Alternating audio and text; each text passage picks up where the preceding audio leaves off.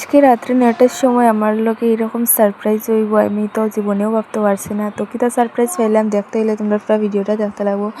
তো সবাইকে জানাই আমার আরও একটা নতুন ব্লগে স্বাগতম। তো আজ হলো রবিবার, সকাল বাজে এখন ৮টা। তো এখন আমি ভিডিওটা শুরু করছি। তো আজকে দেখো ওয়েদারটা বৃষ্টির কারণে কোনো কারেন্ট আসলো না, আর পুরো অন্ধকারের মধ্যে রান্না করছি। তো এদিকে দেখো আমি রান্নাবান্না কমপ্লিট করে দিছি। তো রান্নাবান্না কমপ্লিট করার পরে বাবাইরেও খাওয়াইয়া আর বিকাল দিকে কোনো ভিডিও করছি না। তারপরে আই গেছি এখন রাত্রেবেলা। তো রাত্রেবেলা এখন সন্ধ্যার সময় সবার ইচ্ছে হয়েছে এখন পিঠা খাবার। তো আজকে আমি কিতা পিঠা বানাই দেখো আমি আর আমার জামাই মিলিয়ে। তো এদিকে এখন আটা আর ময়দার প্যাকেটটা খুলছি। আটা আর ময়দার প্যাকেটটা খুলিয়া এখানে বইছি দেখো, আর এখানে লই লিছি। এখন একটু গরম জল লইমু। তো এখন আমার জামাই এখানে গরম জল দিরা, আর দেখো বাবাই এখানে দৌড়াদৌড়ি করে, আর খুবই শয়তানি করে, তো শয়তানি যত দুষ্টুমি করেন। আর কেন আমি বইতে আসছি, বই আমরা গল্প করলাম। আর তার মধ্যে আমার শাশুড়ি হয়েছেন, তাই না আমরা সময় এইরকম পিঠা বানাই, ওরকম পিঠা বানাই, এই করি সেই করি, তো এটাই মাত্রা। আর তারপরে আমরা এখানে বানাই লিছি পিঠা।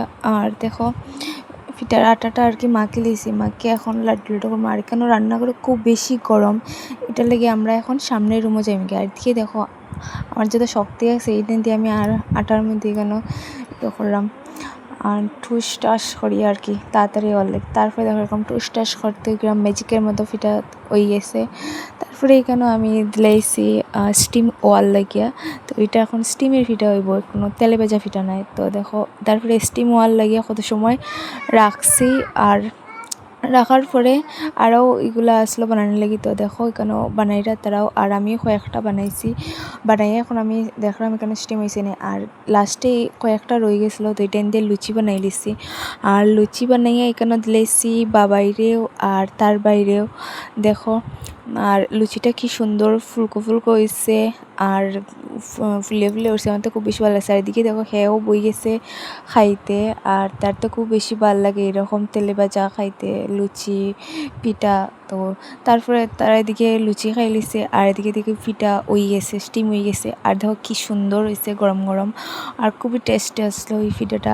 তোমরা যদি খাইতে চাও এরকম ট্রাই করতে পারো, খুব টেস্টি, মানে তেলে ছাড়া পিঠা। তারপরে এখানে আমরা সবাই খাইলাম। খাওয়ার পরে এখন রাত্রে ৯টার সময় বড় মাসে দিয়ে আমরা লাগিয়ে ছোটো মাছ সারপ্রাইজ দিছুন। তো দেখো ছোটো মাছগুলো কীরকম।